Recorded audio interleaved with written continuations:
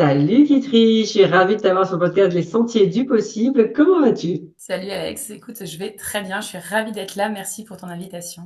Eh bien, avec grand plaisir. Kitri, aujourd'hui, on va parler de ton parcours, on va aussi parler de la crise de la quarantaine. Mais pour commencer, Kitri de Claire, pour ceux qui ne te connaissent pas, si tu veux nous dire un peu plus sur toi, tu dirais quoi? Donc moi je m'appelle effectivement Kitri, j'ai 39 ans, je suis mère de trois enfants, mariée depuis bientôt 16 ans, je me suis toujours définie un peu comme un cliché, vraiment famille nombreuse, un parcours assez classique. J'ai toujours été un peu dans les cases, dans les codes, jusqu'à un moment de ma vie où tout a basculé et où je me suis vraiment autorisée à être quelqu'un d'autre, entre guillemets, celle que j'attendais depuis toujours. Et aujourd'hui, du coup, tu es un peu sortie des cases, sortie des codes, si je peux dire. Tu dirais que ta vie fait pleinement sens à combien sur une échelle de 1 à 10? Alors ma vie actuelle, elle fait sens, je dirais, à 9 sur 10. Il y a beaucoup de choses qui se sont réalignées, qui m'ont redonné un élan de malade, que ce soit dans ma vie pro comme perso. Aujourd'hui, il me manque un peu de stabilité dans tout ce qui a été un peu, dans toutes ces cartes qui ont été un peu rebattues, mais je me sens vraiment pleinement à ma place et utile. Trop cool, trop cool, trop cool. Et alors, on s'est connus, nous, par notre ancienne vie pro, justement, quand on était toutes les deux dans les cases.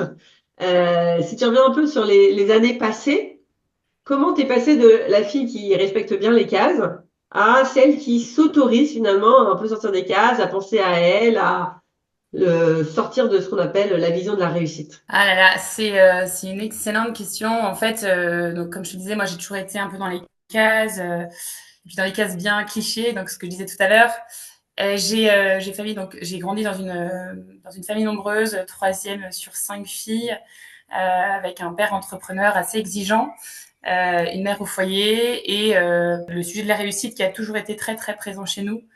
Alors chacun sa définition de la réussite, Ouais, j'allais mais dire, dans ta famille, c'était quoi justement cette définition de la réussite à peu près? alors nous, on vient de famille d'entrepreneurs, hein, de génération en génération. Pour moi, la réussite, c'était travailler beaucoup, 7 jours sur 7, partir de zéro pour construire quelque chose de tes propres mains, et limite un peu importe les dommages collatéraux, tu dois y aller avec force, avec conviction, et un peu montrer la voie. Il y avait cette notion de montrer la voie. Ça, c'est le schéma que je m'imaginais. Hein. Après, avec un peu de recul, c'était pas vraiment ça. Mais de ce que j'avais un peu compris et appris, c'était marche ou crève, quoi. T'y vas, tu montes la voie. Tout est à ta portée. Et par contre, fais-le avec toute ton énergie et surtout ne te plains jamais. Ne t'écoute pas et avance. Donc c'est comme ça que j'ai grandi, dans une famille vraiment heureuse, petit paradis perdu quoi, mais tout était vraiment super. Et puis j'ai suivi la voie classique du bac, du bac éco, d'une école de commerce, 5 ans d'école de commerce, avec cette idée de bah, je sais pas très bien quoi faire, mais de toute façon il n'est pas possible de sortir des cases, donc je vais faire mon école de commerce et puis je verrai bien après. Et c'est comme ça que j'ai commencé à avoir une voie, voilà, une école, enfin, je te dis, une école de commerce, 5 ans d'école de commerce, ensuite un premier stage qui m'a embauché. Et puis, bah, comme on m'a dit, vas-y, avec force, conviction et énergie, bah, forcément, ça a marché. Ils m'ont embauché pour un premier CDD puisque l'entreprise fermait pendant 18 mois. Et puis, à la fermeture de l'entreprise, j'ai été embauchée par une autre entreprise pour qui je bossais depuis longtemps, pour laquelle j'ai bossé pendant 9 ans en gravissant à chaque fois les échelons de je reste 2 ans sur un poste et puis on me donne le poste d'après, puis 2 ans sur un poste, etc., avec toujours cette idée de toujours plus, toujours le poste d'après, il faut toujours être en mouvement, il faut toujours donner le meilleur de soi, etc. Peu importe ce qui se passe. Et il faut savoir que moi, pendant tout ce temps-là, je suis devenue maman, parce que je suis devenue maman hyper tôt. Je me suis mariée à 23 ans, j'ai eu mon premier enfant à 26 et j'ai commencé à bosser à 23. Donc globalement, voilà, toute cette vie professionnelle, elle s'est aussi construite avec ma vie de maman, avec aucun repère, parce qu'aucune de mes copines n'avait d'enfant à cet âge-là. Et avec d'un côté ce truc de il faut aller à fond dans son boulot, il faut être au taquet, toujours au rendez-vous de tout, et puis une vie qui a complètement été bousculée, chamboulée par l'arrivée de mon premier enfant, dans une espèce de solitude un peu, ouais, vraiment une solitude, une grosse solitude dans ma vie de maman, et avec cette idée que la priorité de toute façon était au pro Et j'ai pas du tout vécu ces instants maternels de ah là là, mais c'est le plus beau jour de ma vie, etc., etc. Je suis même pas autorisée ça, mais je pense que ouais, je pense que je me suis même pas autorisée ça. Ça compte dans l'histoire parce que à la naissance de mon deuxième enfant, donc j'avais 28 ans, parce que j'en avais trois à 30 ans. Euh, Ma vie professionnelle a pris un autre petit tournant puisque dans l'entreprise dans laquelle j'étais au siège depuis maintenant, enfin, quelques temps, et on m'a dit ah bah non, toi il faut que tu repasses sur le terrain pour être commercial dans ta voiture, sillonner les grandes surfaces, etc. Pour un peu apprendre le métier du terrain avant qu'on puisse te faire évoluer. Et du coup j'ai changé de job quand mon fils avait 2 mois et demi. Je suis repartie sur les routes, à travailler la nuit pour faire des réimplantations, la journée sur les routes, avec un enfant de 2 mois et demi, donc je te laisse imaginer à quoi ça ressemble, et avec un premier enfant qui avait 2 ans. Voilà. Et avec cette idée, j'étais en permanence dans le speed, dans le flou. J'avais plus de vie, enfin je dormais jamais. Quand je revenais le soir, je voyais mes enfants de 6 heures à peut-être 20 heures, et après je repartais travailler de nuit pour faire des réimplantations. Et puis je repartais le lendemain matin, je les embrassais avant la crèche, et puis je repartais chez les clients. Et au bout de 8 mois, je me suis effondrée, mais vraiment littéralement effondrée. Et je me suis vue me dire, en fait, si je passe sous ce camion-là, tout pourrait s'arrêter, en fait. Donc ça a été une première chute dans mon parcours professionnel. Vraiment ce moment où je me suis retrouvée devant chez un médecin à plus pouvoir parler pendant vraiment, je pense, bien 2, 3 minutes, à me demander ce que je foutais là. Et où le médecin m'a dit, écoutez, enfin là, vous êtes en épuisement professionnel. Si vous ne m'écoutez pas maintenant, vous en avez pour 10 ans. Si vous êtes un peu maligne et que vous m'écoutez maintenant, vous en avez pour 6 mois. Donc ça a été un premier coup de bambou dans ma vie professionnelle qui explique pourquoi après je me suis autorisée à sortir un peu des cases. Mais là, pour l'instant, je me l'autorisais pas trop parce que je me disais, ah, mais qu'est-ce que c'est que enfin, comment est-ce que j'ai pu en arriver là, moi qui suis si forte mais attends, je fais un burn-out, mais ça c'est que pour les faibles. Enfin vraiment, je me flagellais en même temps que j'étais clouée au lit, à plus savoir comment reprendre un sens, un peu le chemin de ma vie, quoi. Et je me suis fait, enfin, j'ai été arrêtée pendant 5 mois à ce moment-là, sous médoc, psy, etc. Et comme j'avais jamais fait de pause de ma vie, je m'étais jamais posé aucune question de toute ma vie entière.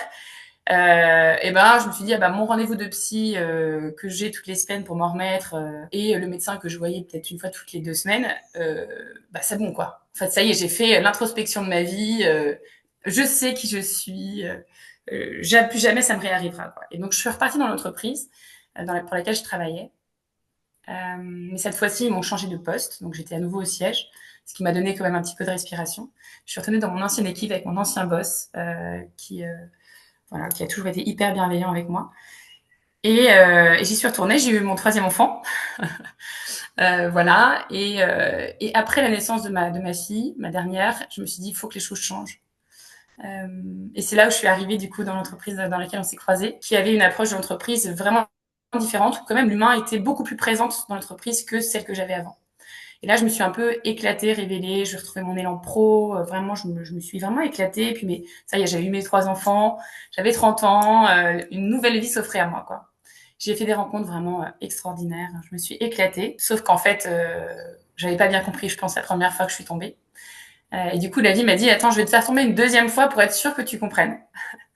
Et au bout de 5 ans dans cette boîte, à vraiment m'éclater, il y a eu un moment où j'ai changé à nouveau de job juste après, enfin juste pendant le Covid. Moi, je travaillais en B2B, enfin voilà, donc tout le secteur du B2B vraiment s'est effondré. Moi, j'étais commerciale à ce moment-là, grand compte, et voilà, on me demandait de faire des trucs que je n'étais pas forcément très à l'aise. Bref, l'entreprise prenait un tournant qui n'était pas du tout aligné avec moi, ce que je voyais, enfin ce que je pouvais vivre à l'intérieur de moi comme valeur, ça je l'ai appris après, mais ça me dérangeait. Et puis côté perso, c'était compliqué aussi, il y avait plein de choses qui étaient en mouvement. Je prends un peu les choses un peu dans le mauvais ordre, mais 2 ans avant le moment où je m'écroule pour la seconde fois, on a décidé avec mon mari de partir vivre à Nantes, alors qu'on vivait en région parisienne, pour que lui vive un projet entrepreneurial qu'il avait depuis longtemps, à 40 ans. On en reparlera après de cette crise de la quarantaine. Mais voilà, lui, à 40 ans, tout pile, il m'a dit, écoute, je veux plus faire du contrôle de gestion dans une grosse boîte. Je veux devenir plombier. Parce que pour moi, j'ai besoin de retrouver du contact, j'ai besoin d'avoir de l'impact, de me sentir utile. Et ça faisait longtemps qu'il me parlait de devenir artisan, peut-être même depuis le tout début de notre mariage. Et à chaque fois, je lui ai dit non, c'est pas le moment, non, c'est pas le moment. Je pense que la peur vraiment était hyper présente. Et je disais, mais non, on peut pas, on peut pas, on peut pas. Et là, bah, on avait nos 3 enfants. Effectivement, on avait une vie un peu plan-plan. Le Covid était passé par là après. Et on a décidé de tout quitter en milieu d'année. On est parti au mois de mars, une fois qu'il a terminé sa formation. Et on a débarqué à Nantes. On connaissait quasi personne. Et on est arrivé ici pour se construire une nouvelle vie. Pour que lui vive son projet entrepreneurial. Et moi, je faisais des allers-retours à Paris 2 à 4 jours par semaine. Et parce que quand j'étais pas à Paris, j'étais chez les clients. Et j'ai tenu 2 ans, un peu moins de 2 ans. Et à force d'aller-retour, d'être chez moi entre 1 et 2 jours par semaine hors week-end, j'avais l'impression que mes enfants allaient m'appeler maman, que mes enfants allaient m'appeler madame assez vite. C'était hyper perturbant. J'avais l'impression que eux avaient déménagé, mais que moi je vivais encore à Paris. J'avais cette boîte là qui me demandait de faire des trucs que j'aimais pas. Je commençais à m'essouffler. Puis il y a eu d'autres sujets perso assez lourds qui ont fait que, bah pareil. Il y a eu un moment où j'étais plus que l'ombre de moi-même. Je m'en voulais de pas être fort, je m'en voulais de pas tenir, je m'en voulais, je me disais mais attends, Kitri, tu vas tenir, ton mec s'est reconverti, vous avez changé de vie, il faut que tu tiennes, il faut que tu tiennes. Tout repose sur toi, quoi. Mon mec était au chômage, pour l'instant il n'avait pas encore développé son activité suffisamment pour nous faire vivre tous les 5, quoi. Donc il n'y avait pas question que je m'effondre. Et puis j'avais pas appris à m'écouter, pas suffisamment en tout cas, mais je voyais quand même que je retournais dans le même état qu'il y a 8 ans, quand je m'étais effondrée, et que ça prenait clairement pas la bonne voie, quoi. Et pour autant, j'ai pas su m'arrêter. J'ai pas su m'écouter, j'ai pas su me dire de quoi tu as besoin. Enfin, tu vois, parce que je savais pas. Déjà, je savais pas faire. J'ai appris après que c'était beaucoup plus profond que ça, en fait, que tu pouvais pas juste dire, bah, sois sympa avec toi-même, écoute-toi. Enfin voilà, qu'il fallait lever quand même quelques barrières. Et puis j'avais pas le choix en fait. Enfin, je me disais que j'avais pas le choix. Et je me suis repris le mur une deuxième fois, beaucoup plus fort cette fois-ci. Donc là, c'est quoi? C'est ton corps qui a lâché? Parce que j'ai Ouais, l'impression que la tête, elle voulait vraiment pas lâcher, là, de ce que tu nous ouais. dis. Ouais, ma tête voulait pas lâcher. J'ai eu des symptômes super forts. En fait, mon corps, il partait complètement en cacahuète.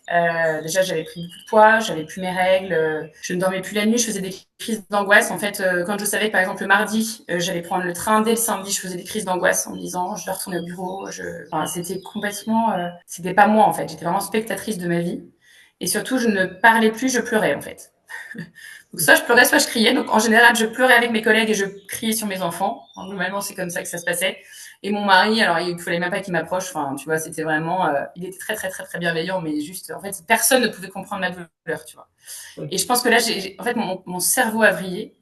Et en fait, je suis partie en week-end avec mes 2 meilleures copines en me disant, allez, je vais me ressourcer, ça va me faire du bien, je vais repartir.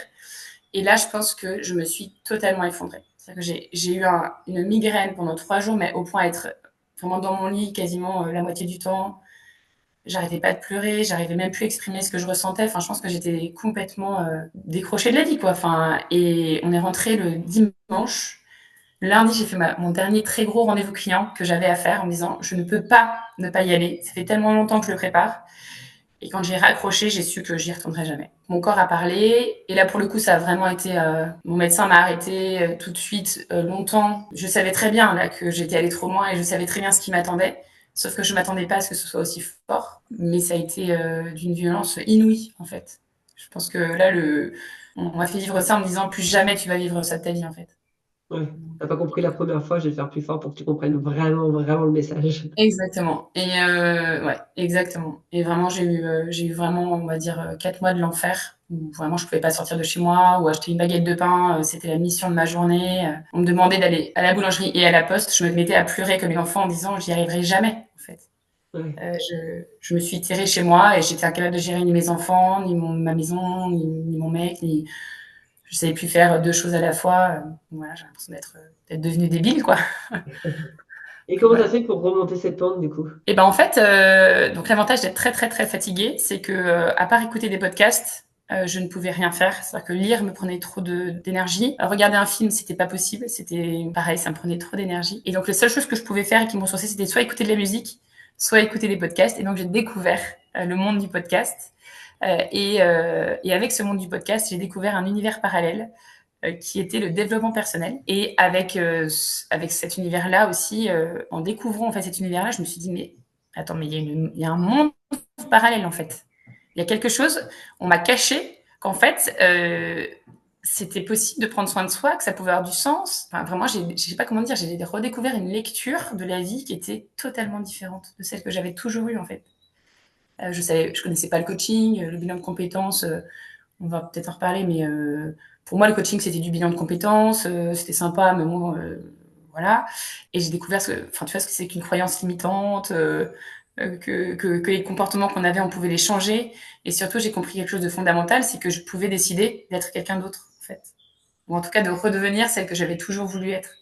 Et que ça, c'était possible, même à l'âge que j'avais, même à 36 ans, et que tout ça, ça pouvait. J'avais le pouvoir, en fait, j'avais un pouvoir en moi de changer. Et ça, c'était assez extraordinaire de se dire ça. Parce qu'une fois que je me suis effondrée, pendant 4 mois et que j'ai dormi et que j'ai écouté, je pense, je sais pas combien de centaines d'heures de podcasts, je me suis dit maintenant c'est à ton tour. Par contre, je savais pas du tout comment ça serait à mon tour, mais je me suis dit c'est à ton tour. Donc voilà comment j'ai commencé à juste entrouvrir en fait le fait de pouvoir sortir des cases.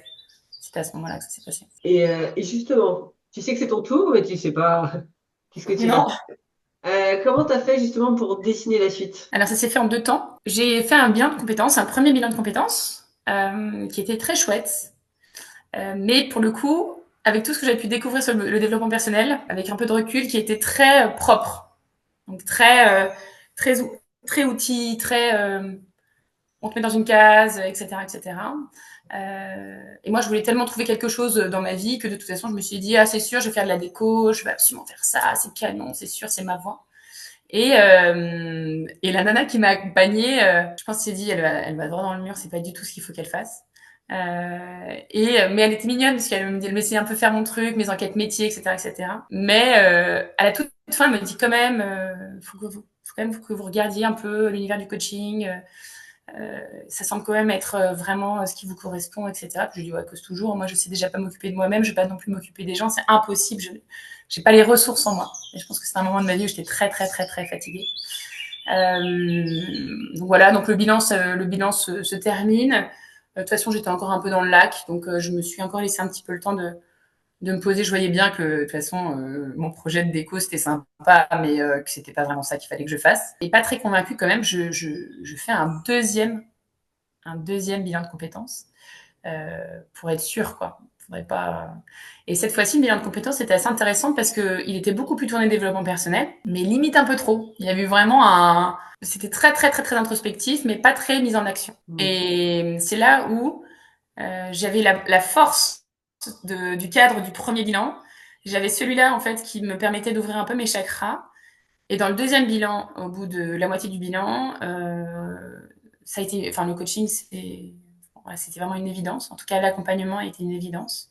Et puis, bah, forcément, j'ai fini mon bilan en me disant, bon, bah, là, ça fait quand même 2 bilans où a priori, la piste du coaching est envisagée. Il faudrait peut-être que je commence à regarder ce qui s'y passe.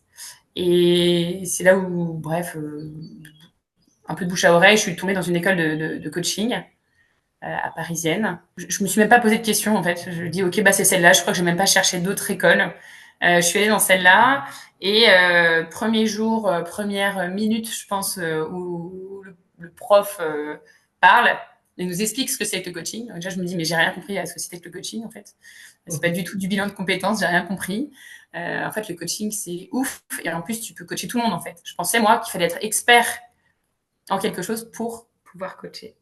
Et là, en fait, pas du tout. Je réalise que tu peux coacher tout le monde et que il suffit juste de poser la bonne question au bon moment, avec des protocoles ou pas, juste un peu d'écoute. Enfin, quand même, c'est pas si simple, mais et tu pouvais amener vraiment les gens à se dépasser, à se mettre en action, etc. Et là, je me suis dit c'est bon, je suis au bon endroit.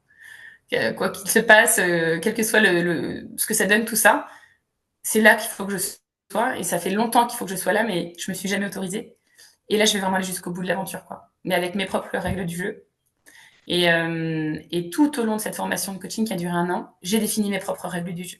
Donc j'ai défini vraiment bah, qui est-ce que je voulais être, quelle femme je voulais être, qu'est-ce que j'avais à offrir au monde, comment je voulais l'offrir au monde, parce que j'avais ma place. Et ma place, je l'avais depuis toujours, parce que je l'avais jamais vraiment vue, tu vois, je l'avais fait un peu à ma manière. Et là, je me suis dit non, en fait, là, tu vas pouvoir aller plus loin, plus fort. Sauf que les critères de réussite, c'est toi qui vas les poser. Et ta vie, c'est toi qui vas la dessiner. Et ça va être une chouette vie que tu vas t'offrir, tu vois. Et avec cette idée de tu peux changer sans tout plaquer, et ça, c'est important. Et, euh, et voilà, et donc je découvre tout ça.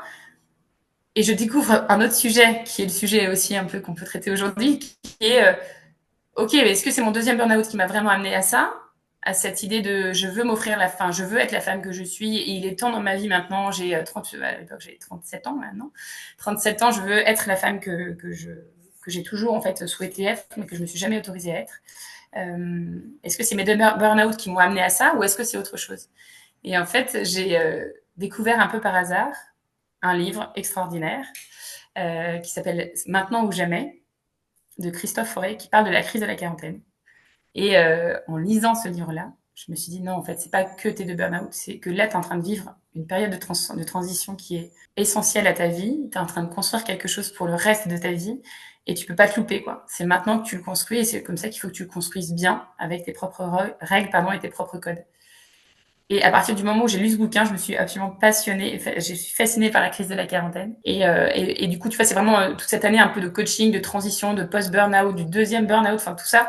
Je me suis dit, mais ça arrive, ça a accéléré pour moi la crise de la quarantaine. Et cette crise de la quarantaine, cette transition de milieu de vie, là, je devais la vivre à 2000%. Et je me suis dit, mais si toi t'y arrives, si toi t'arrives à sortir des cases, si t'arrives à construire ta propre vie, d'autres pourront le faire. Et si tu leur disais en fait que leur vie pouvait changer à ce moment-là et qu'il fallait qu'elle change à ce moment-là, ce serait trop beau, quoi. Et du coup, je me suis dit, bah, allez, pourquoi pas. Il y a tellement de femmes qui, comme moi, se sont jamais autorisées à sortir des cases, qui ont eu plus ou moins d'ailleurs des vies ou des éducations assez strictes. Je vais leur dire, sortez de votre cocon, vous pouvez y arriver, quoi. Sortez de vos idées reçues et vous allez voir, la vie est plus douce à côté, quoi. Donc voilà. Donc j'en ai fait ma mission. Voilà, trop bien. Et du coup, si on revient sur cette crise de la quarantaine, qu'est-ce qui fait que c'est à peu près à cette période-là, justement, où on sort de son cocon? On a l'impression que c'est un peu une deuxième crise d'adolescence. Toi qui es un peu experte du sujet, qu'est-ce qui fait qu'on vit cette sorte de deuxième crise d'adolescence de, OK, en fait, je pensais être adulte et suivre mes propres règles, mais en fait, pas du tout. Je suivais les règles de la société, des parents, etc. Qu'est-ce qui fait qu'autour de 40 ans, il y a ce changement? Alors, la crise de la quarantaine, déjà, c'est important de le dire, elle arrive entre 35 et 50 ans, globalement. Il y a 80% de la population qui la vit, donc c'est pas anecdotique. Après, c'est un peu comme la crise d'ado, on la vit plus ou moins fort, mais on la vit tous. Et quoi qu'il arrive, même si on la vit pas fort, entre guillemets, c'est un peu un passage obligé, quoi. Comme la crise d'ado, c'est un passage obligé pour devenir adulte. Et ben nous, enfin cette crise de la quarantaine, elle est essentielle en fait pour passer d'une vie qui est très orientée autour du faire, de l'avoir et du paraître, à une vie qui est une vie basée sur la quête de sens, qui est beaucoup plus spirituelle en fait. Ça paraît toujours un peu perché quand je dis ça, mais c'est vraiment ça qui se passe. Et on parle de crise de la quarantaine parce que y a vraiment quelque chose qui se passe. Moi, je dis vraiment c'est un tsunami, mais qui est un peu vicieux en fait. C'est très profond ce qui arrive à la crise de la quarantaine. C'est petit à petit, ce qui se passe, c'est que depuis qu'on est né, comme on n'est pas des êtres solitaires, on va se construire un persona, donc on va se construire une personnalité qui nous permet d'intégrer des groupes. Donc on va intégrer des groupes quand on est enfant, adolescent, adulte, etc. Que ce soit en entreprise, à la maison, avec les copains, dans les assos. Et en fait, on se colle, entre guillemets, des étiquettes tout au long de notre vie pour être suffisamment propre, entre guillemets, ou attirant pour rentrer dans les cases et dans les groupes. Donc ça, c'est notre personnalité, qui n'est pas notre personnalité, comment dire, intrinsèque, quoi, mais qui est la personnalité qu'on se construit pour aller dans les groupes. Donc là, la première chose qui se passe, c'est qu'à 40 ans, tu te dis un peu à quoi bon. Première chose. Deuxième chose, c'est que depuis qu'on est né, on nous donne des cases. Donc, à 40 ans, il faut que tu aies fait des études, que tu aies un mec, que tu aies un appart, des enfants, le bon job, avec les bonnes... Enfin voilà, que socialement tu sois reconnu et que surtout tu sois engagé à droite à gauche, tu comprends, c'est important, etc. Très bien. Donc, à 40 ans, tu te retrouves avec, à avoir coché toutes ces cases-là. Sauf que personne t'a expliqué quelle est la case d'après. Personne t'a dit, et après 40 ans, il faut que tu fasses ci, il faut que tu fasses ça. Et du coup, après, toute ta vie, tu as été un peu drivé par la case d'après, sauf que la case d'après à 40 ans, il n'y en a plus. Et c'est là où il faut que tu fasses tes propres choix. Et c'est plus compliqué parce que bah, toute ta vie, t'avais en fait, t'as suivi un chemin qui n'était pas ni bon ni mauvais, mais qui était juste un chemin qu'on t'a donné, qui a fait que ça a un peu annihilé ta capacité à prendre des décisions. Et là, tu te retrouves un peu face au vide. C'est un peu la deuxième chose qui se joue. Et la troisième chose qui se joue, c'est que il y a beaucoup de rôles qui s'inversent à 40 ans en fonction de l'âge de tes enfants. Bah, les enfants, ils vont être plus autonomes, ils vont avoir moins besoin de toi. Tu vas passer d'un couple parent à un couple amant, sauf que peut-être que tu t'étais un peu perdu en route. Il y a ce moment où tes parents vieillissent et où du coup les rôles s'inversent aussi parfois. Bah, tu es enfant, bah là tu deviens parent de tes parents, enfin un peu ça qui se joue. Et puis effectivement au bureau, bah, ce moment où comme tu passes d'une vie où tu es en quête, enfin où tu es dans l'avoir et tu passes dans le sens, et ben au bureau il y a tout d'un coup tous les trucs qui commencent un peu à tous ces schémas pareils de professionnels de réussite qui commencent à s'effriter un peu. Et donc, forcément, quand tes piliers perso commencent à s'effriter un peu, que tu sens que c'est plus très stable au niveau perso, bah, et qu'au niveau pro, bah, tout ce que tu pensais avoir construit, bah, c'est pas si dingue que ça, bah, tout d'un coup, tout s'effondre. Sauf que c'est pas tout s'effondre d'un coup comme un burn-out, en fait. C'est beaucoup plus insidieux que ça. C'est vraiment comme un truc, une frustration permanente qui s'installe en toi, un manque d'élan, quelque chose qui fait que tu peux vivre un peu t'es tout le temps un peu en colère. Tout ce qui te faisait kiffer avant te fait plus du tout kiffer. Sortir avec des potes, ça peut, je sais pas, te coûter énormément d'énergie, ou avant ça te rechargeait à 2000%. Et il y a plein de petites choses comme ça qui font que tes repères changent, tes envies changent. Et en fait, tout ça, c'est un peu, c'est complètement même drivé par le à quoi bon, quoi. Et à quoi bon? Il me reste 40, 50 ans à vivre, j'ai fait la moitié de ma vie, qu'est-ce que j'en fais, quoi? Est-ce que c'est vraiment ça que j'ai envie de m'offrir pour tout ce reste de ma vie, là? Est-ce que c'est ça, cette vie-là? Et le plus grand danger de la crise de la quarantaine, c'est de tout plaquer en se disant justement, j'ai plus envie, j'ai plus envie de ça. Et du coup, on a l'impression qu'en tout plaquant, on va repartir de zéro et que tout va redevenir super. Sauf qu'en fait, c'est pas ça qu'il faut faire, entre guillemets. C'est au contraire identifier les piliers qui sont vraiment effondrés, ceux qui sont juste effrités, et puis commencer à reconstruire un peu tout ça. Mais surtout garder les piliers qui sont stables et qui te font du bien et qui, eux, pour le coup, te font tenir. Et c'est un peu ça, en fait, les enjeux de la crise de la quarantaine. Beaucoup mettent un peu un masque sur leurs yeux en disant non, non, surtout pas, je veux pas y arriver, je veux pas y aller, je veux pas y aller, parce qu'elles ont peur. Je parle des femmes parce que c'est celles-là que c'est vraiment ces femmes-là que j'accompagne. Elles ont peur de changer en fait. Elles disent ah ben non mais moi finalement c'est assez confort ce que je vis là. Ok c'est chiant, je suis un peu frustrée, je suis pas hyper épanouie, mais franchement ça peut marcher. Sur un malentendu ça peut marcher encore 40 ans. Sauf que vite elles badent en me disant mais attends mais je peux pas attendre 40 ans comme ça, mais c'est l'enfer, jamais je veux ça en fait. Et c'est là où il y a des vrais enjeux d'accompagnement, des vrais enjeux de renouveau, quoi, sans faire n'importe quoi. C'est ultra intéressant et j'en avais jamais pris conscience. Mais c'est vrai que dans les cases à cocher de la société, Hmm. ça s'arrête à 40 ans. Et je repense à moi quand j'étais salarié, mes Ouais. objectifs professionnels s'arrêtaient à 40 ans. À 40 ans, tu seras directrice supply chain et après, je sais pas, il n'y avait Hmm. rien. Et 60 ans, tu as quand même les cases 60 ans, donc la retraite, là, tu te mets à kiffer ta vie, etc. Mais c'est vrai qu'il y a un passage à vide entre 40 et 60 ans. Où, maintenant que tu le dis, c'est vrai qu'il n'y a aucune case, quoi. À part si tu regardes statistiquement, il y aurait la case divorcée, tu vois, mais elle n'est pas très sexy. Ouais. Mais sinon, entre 40 et 60 ans, j'avais jamais pris conscience de ça, mais c'est vrai qu'il n'y a aucune case. Ouais. C'est le no man's land. Et ce qui est terrible, c'est que il y a tellement un rien, il y a tellement un vide, que moi, j'accueille même des femmes qui me disent, non, mais je suis périmée, en fait. Là, j'ai passé 40 ans, je suis périmée pour tout, quoi. Je suis périmée pour le bonheur, je suis périmée pour mon boulot, je suis périmée pour ci, pour ça, c'est trop tard. Ah! Mon Dieu, mais non! Tu vois? Et ça, c'est mon combat, quoi. C'est vraiment mon combat. Moi, ma mission de vie, c'est de remettre les gens en marche. Et elle s'est affinée en disant non, c'est pas remettre les gens en marche, c'est remettre les femmes quarantenaires en marche, quoi. Faire se dire, le monde a besoin de toi, lève-toi et go, quoi. Enfin, retrouve ton élan, t'es tellement pleine d'énergie, de vie, tu peux retrouver cet ado qui se marrait, cette jeune femme qui avait envie, tu peux la retrouver et faire revivre toute cette vie de ouf que t'as, quoi. Ça peut être cool.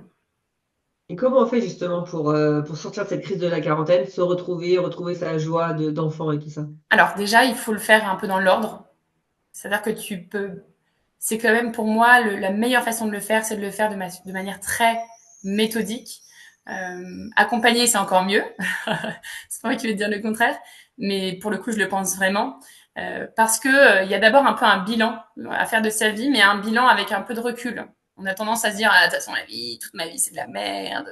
Il y a rien, y a rien à sauver. Alors que si tu prends un peu les domaines de ta vie les uns après les autres, tu réalises que oui, d'accord, il y en a qui sont abîmés. T'as des domaines de ta vie qui sont abîmés, mais t'en as d'autres qui sont très forts, très puissants, comme on disait tout à l'heure. Et du coup, ton focus, toute ton énergie, elle doit aller vers les piliers qui sont soit détruits, entre guillemets, soit très abîmés, parce que c'est là-dessus qu'il faut focaliser ton énergie. Et ceux qui sont soit ébréchés, soit qui sont en pleine forme, tu peux les mettre de côté pour un temps, le temps que tu te reconstruises et que tu retrouves ton élan. Donc ça, c'est un peu la première étape. La deuxième étape, c'est de s'autoriser à voir où est-ce que tu veux aller à la fin. Qu'est-ce que tu veux t'offrir en fait? Si je te disais, ah bah tiens, tu peux décider de qui tu souhaites être, tu peux décider de la femme que tu souhaites être. Bah tu veux être qui? Tu veux être quoi pour le monde? Tu veux être quoi pour toi? Tu veux être quoi pour ta famille, pour tes enfants, pour ton mec, pour ton boulot? Tu veux être qui? Qu'est-ce que tu veux servir entre guillemets comme mission? Ça c'est quand tu es un peu plus poussé, mais euh, qui est-ce que tu veux t'offrir? Enfin, qui tu veux être? Donc une fois que tu as le point de départ, entre guillemets, et le point d'arrivée, là, tu peux commencer à parler d'un renouveau et d'une reprise d'élan. Et, euh, et pour faire tout ça, en fait, pour après cheminer vers du point de départ vers le point d'arrivée, tu vas d'abord te reconnecter à ce qu'on appelle la part de lumière, quoi. Qu'est-ce qui est beau en toi, qu'est-ce qui est puissant, qu'est-ce qui est lumineux en toi, et qui justement qui est à offrir au monde. Mais tu vas aussi t'attaquer à ta part d'ombre, un truc un peu qui est un peu moins sexy sur le papier socialement. Et pour autant, c'est limite ce qui est le plus important pour moi, c'est-à-dire tout ce que ton corps te permet de raconter, tout ce que ton corps te permet de vivre, tout ce que c'est tes points d'alerte, c'est tes meilleurs copains quoi dans la vie, c'est ta boussole quoi. C'est comment est-ce que j'accueille mes émotions, qu'est-ce qu'elles me racontent, qu'est-ce que mon corps me dit, qu'est-ce que mes freins, mes blocages me racontent, qu'est-ce que mes croyances disent de moi et quels sont les bénéfices que j'ai à croire ça, etc. Donc il y a un peu toute cette part d'ombre moi qui me fascine et qui est pour moi la plus belle chose à travailler parce que tu te rends compte que finalement bah, tout ce que tu te traînes comme des boulets c'est tes meilleurs amis et qu'en fait ils peuvent t'apporter énormément de choses sur la connaissance de toi et ton mode d'emploi. Et à partir du moment où tu as ta part de lumière, ta part d'ombre, tu as vraiment un tout, tu t'es reconnecté à toi, là tu peux t'attaquer un peu au regard que tu portes au monde, mais aussi que le monde te porte, avec cette idée du regard des autres, de comment je me détache finalement de toute cette vie que j'ai vécue pour faire plaisir, toute cette vie que j'ai vécue pour les autres, et de se dire, attends, je vais prendre un peu de recul et, et je vais revoir mon rapport au jugement, je vais revoir mon rapport à mes limites, etc.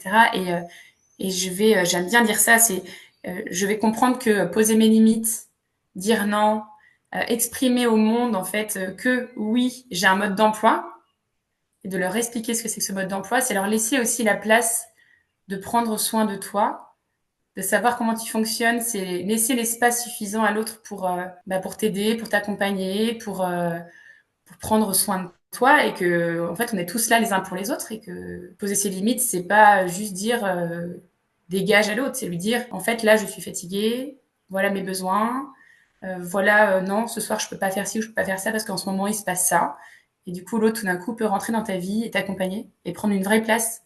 Donc c'est limite poser des limites, c'est renforcer les liens et dire aux autres je te fais suffisamment confiance et tu es suffisamment proche de moi pour que je te fais suffisamment confiance pour te permettre de prendre soin de moi. Donc c'est une marque d'amour très forte. Donc on s'occupe de ça, de tout ce regard que tu portes sur le monde et que le monde te porte. Euh, et ensuite, bah, du coup, tu fais tes propres choix. C'est-à-dire, une fois que tu t'es un peu t'as rebattu toutes ces cartes-là, tu redéfinis ton mode d'emploi et là, tu te dis, OK, bah, mon plan d'action, avec tout ce que j'ai, tout ce que je suis, c'est d'aller vers cette femme que j'ai décidé d'être. Et là, tu te mets en marche vers ça, en disant, OK, comment je me raccroche à mes rêves d'enfant, comment je gère mes peurs, enfin, qu'est-ce que racontent mes peurs, comment je gère mieux mon temps, comment est-ce que je laisse entrer un peu plus de souplesse dans ma vie de mère, d'épouse, de collègue, comment j'arrive aussi un peu à rire de tout ça et à dire attends, mais c'est aussi sérieux que ça la vie, enfin, vraiment? Non, peut-être pas. Alors, attends, je vais un peu me détendre. Et c'est ça, en fait, retrouver son élan, c'est aussi c'est retrouver sa joie, c'est retrouver cette joie pure, en fait. Vraiment, le truc de, quand je ris, je peux rire de moi, mais c'est pas être méchante avec moi, c'est, je ris de moi, mais parce que vraiment, à ce moment-là, je crois à ce que je raconte et c'est pas, je fais pas des blagues sur moi pour me flageller, mais je fais des blagues sur moi parce que tout d'un coup, ce que je vis là, c'est drôle, et je peux rire des autres, mais pareil, dans des situations où je sais que ce que je raconte, c'est drôle. C'est remettre de l'humour dans tout ça, de la légèreté et de se dire, arrêtons de nous prendre au sérieux 2 minutes. Vraiment, ça peut bien se passer aussi avec de la joie, quoi. Trop Voilà. bien. Un super plan d'action et j'adore ce message de juste bah, kiffe ta vie, sois joyeux et ça va bien se passer, hein. C'est La ça. vie est plus simple qu'on se l'imagine. Si je résume un peu le plan d'action finalement, c'est le point de départ, donc bien comprendre d'où tu pars, quels sont les piliers qui vont pas, quels sont les piliers qui vont bien. Le point d'arrivée, qu'est-ce que tu t'autorises, où est-ce que tu veux aller et qui tu veux être finalement. Et le pont entre les deux, finalement, avec tout ce travail de se libérer du regard des autres, se libérer des peurs et comment je fais pour passer à l'action. Ouais, Et c'est pour ça. ceux qui nous écoutent, je pense que vous n'avez plus qu'à mettre le plan d'action en place. Et puis si jamais c'est trop galère, parce que quand même, on dit que c'est simple, mais c'est pas si simple que ça. Il y a des super accompagnements, dont celui de Kitry. Un grand merci à toi, Kitry. Est-ce que tu as un dernier conseil pour ceux qui sont en plein dans cette crise et qui ne nous auraient pas encore partagé? Le conseil que je pourrais donner, c'est justement ralentis avant de prendre des décisions à la hâte. Prends ce temps de pause, prends ce temps, même dans une vie à 1000 à l'heure, on a toujours l'occasion de faire une pause. Mets les réseaux sociaux sur off. Si c'est trop compliqué, fais-le juste sur une journée, 2 journées, 3 journées. Et utilise ce moment pour justement peut-être faire le bilan, le point de départ là, le bilan sur ta vie, en découpant en fait chaque domaine de ta vie et en regardant où est-ce que tu en es pour, encore une fois, pas prendre de décision à la hâte et faire des ajustements dans ta vie plutôt que de tout plaquer. Un super conseil. Un grand merci à toi, Kitry. Et Kitry, il y a un dernier point que j'aurais aimé aborder avec toi. On a dit qu'on s'était connus dans le monde du salarié, mais après on s'est retrouvés toutes les deux dans le programme Rando son activité que tu as rejoint. Et comme il y en a qui nous écoutent, qui sont peut-être intéressés, qui se posent des questions sur bah, Alexandra, il y a quoi dans son programme, à quoi ça correspond. Déjà, est-ce que tu pourrais nous dire, toi, pourquoi est-ce que tu as rejoint le programme Rando son activité, justement? Alors, moi, j'ai rejoint Randoz parce que ça faisait, on va dire, 1 an que je bossais un peu dans mon garage sur mon programme, sur justement donc le programme Posei que j'ai créé et avec l'impression d'avancer, mais je me sentais quand même hyper seule. J'avais l'impression que j'allais monter quelque chose, mais je savais pas très bien par où commencer. Et puis j'étais pas sûre d'avoir fait les choses un peu dans le bon sens. Et j'ai adoré ton peps. Alors j'avais l'avantage de te connaître un petit peu, de savoir que tu étais carré, mais en même temps très accessible, très cool. Donc voilà, je t'ai vu passer sur les réseaux, je me suis dit, mais attends, trop bien, j'adore. Et je vais m'offrir cet accompagnement pour être entourée, avoir des pairs qui vivent la même chose que moi, et surtout avoir bah, voilà, un mentor, quoi, et qui puisse, je sais pas si c'était vraiment la validation que je cherchais, mais surtout qui puisse me renvoyer en miroir les différentes étapes que j'avais pu créer et me bousculer un peu. J'avais besoin de ça aussi, d'être un peu bousculée et que voilà, savoir si jamais remettre un petit peu toutes les séquences dans le bon ordre. Et je savais que tu allais pouvoir m'offrir ça. Et du coup, concrètement, qu'est-ce que tu as trouvé dans ce programme? Qu'est-ce que tu as préféré? Alors moi, j'ai été absolument admirative de tout ce temps que tu passes avec nous. Tu es plus qu'investi. J'ai vraiment l'impression que tu es partenaire quoi, de nos business. Je sais pas comment tu fais. T'es partout, tout le temps. J'ai vraiment, ça, t'as ma grande voilà, admiration pour ça.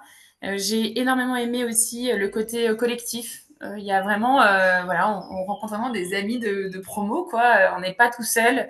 C'est assez amusant. Moi, je pense que je suis arrivée avec une petite promo qui me correspondait bien, quoi. On avait beaucoup d'énergie à mettre en commun. C'était très, très, très chouette.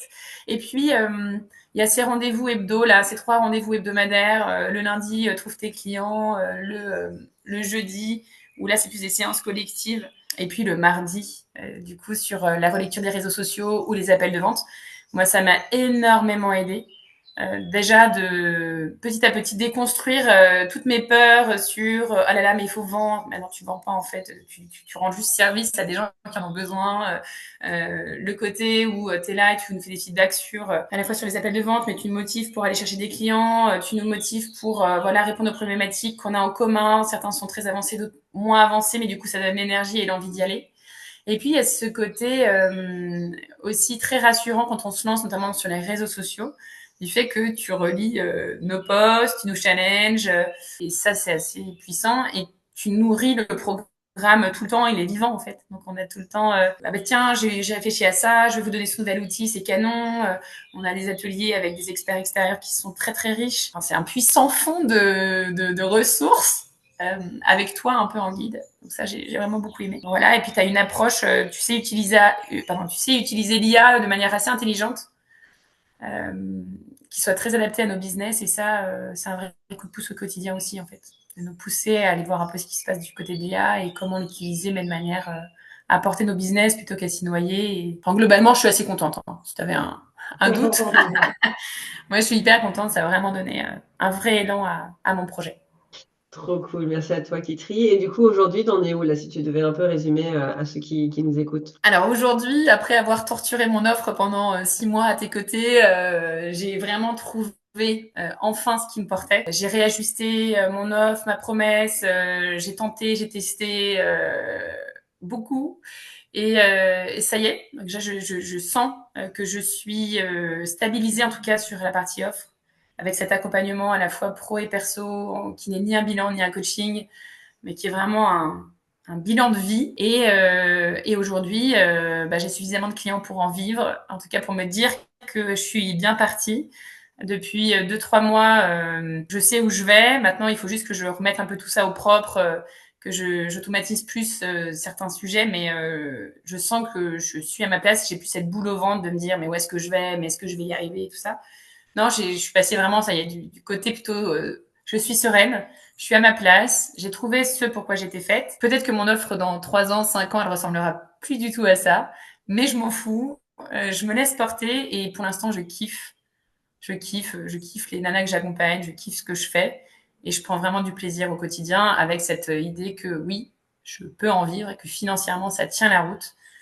Et ça, c'est clairement aussi grâce à Randos. Voilà, trop bien. Merci à toi. Et je peux mettre ma main à couper que ton offre, elle n'aura rien à voir dans 3 ans. Pareil, change, on évolue, on en apprend de nouvelles choses et ton offre, elle évoluera encore et encore. Un dernier mot pour ceux qui hésitent à rejoindre le programme, tu leur dirais quoi? Mais vous attendez quoi, les gars? En fait, ça vaut largement l'investissement.